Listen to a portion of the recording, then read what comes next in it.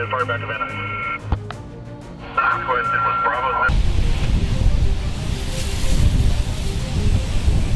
ইতিহাসের ভয়াবহ দাবানলে 9 দিন ধরে পুড়ছে ক্যালিফোর্নিয়ার লস অ্যাঞ্জেলেস। এতে প্রাণ গেছে অন্তত 25 জনের, নিখোঁজও রয়েছেন কয়েকজন।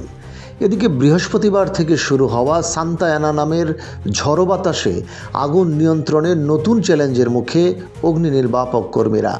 এর মধ্যেই আগুনের টর্নেডোর আশঙ্কা করছেন আবহাওয়া বিশেষজ্ঞরা। সর্বোচ্চ সতর্কতার রেড ফ্ল্যাগ জারি করে এ অঞ্চলে আরও 1 সপ্তাহ তীব্র বাতাস বয়ে যেতে পারে বলে জানিয়েছে জাতীয় আবহাওয়া দপ্তর। লস অ্যাঞ্জেলেসে দাবানল শুরু হয় 7 জানুয়ারি, পরে তা ছড়িয়ে পড়ে বিস্তীর্ণ এলাকায়। এর মধ্যে ছোট বড় প্রায় 12টি অগ্নিকাণ্ড ঘটে। আগুনে অভিজাত এলাকা হিসেবে পরিচিত প্যাসিফিক প্যালিসেডোসের বাসিন্দাদের প্রায় 5,500 বাড়িঘর ও স্থাপনা ধ্বংস হয়েছে। এছাড়া প্যালিসেডোসের 40 কিলোমিটার পূর্বে আলটাডেনা এলাকায় ইটন ফায়ার পুড়িয়েছে আরও 5,000-এর বেশি স্থাপনা। এই 2 এলাকার আগুন এখনও নিয়ন্ত্রণে আনা সম্ভব হয়নি।